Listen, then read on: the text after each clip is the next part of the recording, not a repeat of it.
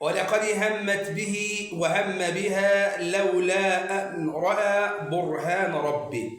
الحقيقة الآية ديت ليها قصة جميلة جدا، ولازم نطبقها في حياتنا ولازم نحطها في اعتقادنا. الأول الآية ولقد همت به وهم بها لولا أن رأى برهان ربه، يعني إيه؟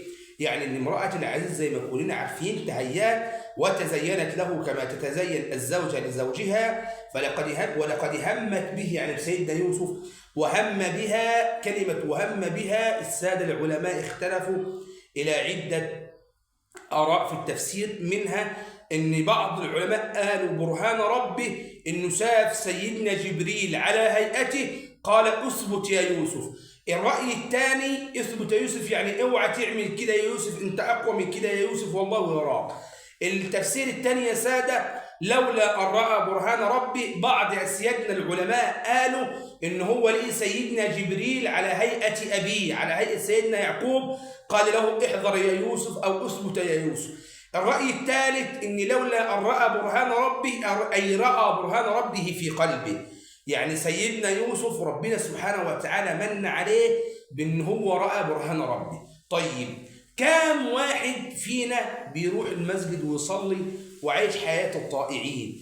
بس المشكلة ان بعض منا بيبقى دايما بيجي يصلي وحس ان الانسان العاصي يعني عايز كذا وكذا وكذا وكذا. بتتباهى بطاعتك ليه؟ بتتباهى بدينك اللي انت متماسك بيه وغيرك متسيف فيه ليه يا اخي؟ طبعا احنا كلنا طبعا بنفتخر بديننا لا شك بذلك، انما المقصود من كلامي ان انا لما اكون انسان متدين ما انظرش الى العاصي نظره استحقار. لولا ان راى برهان ربه، يعني خلي بالك ان اللي وفقك لطاعه ربنا سبحانه وتعالى هو ربنا سبحانه وتعالى. خلي بالك ان انت بتروح تصلي وبتعدي على قهوه قدامك والناس قبل الاذان ما ياذن قاعدين على القهوه، بتخش تصلي وتطلع من الصلاه بتلاقي نفس الناس قاعده، ده ربنا سبحانه وتعالى له فضل كبير عليك. خلي بالك ان ربنا سبحانه وتعالى لولا هداك ما اهتديت.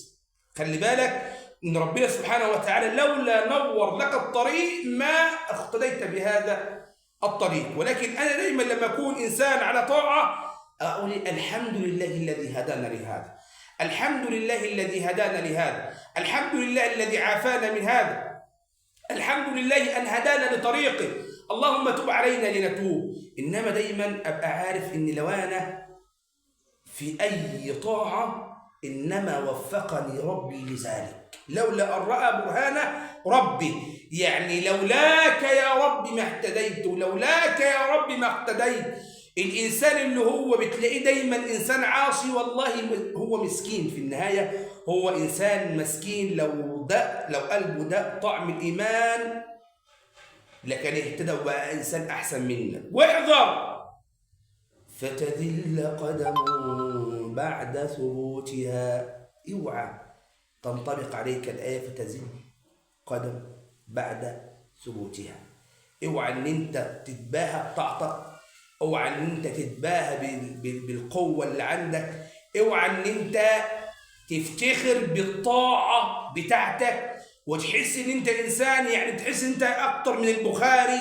وممكن بعض الناس يحس ان هو اقوى طاعه من ابو بكر وعمر وعثمان وعلي، الغرور بياخده ويحس ان هو خلاص وصل لمكانه كبيره جدا من الطاعه. خلي بال حضرتك ان من صفات الصالحين فلا تزكوا انفسكم، ما تزكيش نفسك يا سيدي، ما تبصش للعاصي نظره استحقار يا سيدي، ما تبقاش حاسس ان انت يعني اتقى الاتقياء. ده سيدنا الامام الشعراوي رحمه الله عليه قيل ان هو لما طلبه العلم شالوه بالتاكسي اللي هو راكبه ونزل ودخل المسجد ومسح الحمام بنفسه. ليه يا سيدنا بتعمل كده؟ قال علشان خاطر النفس تعرف مقدارها. فانت مهما تكون انسان على طاعه اوعى تستحقر. تذكر لولا ان راى برهان ربي، تذكر ان انا شفت انسان عاصي اقول الحمد لله الذي جعلني طائعا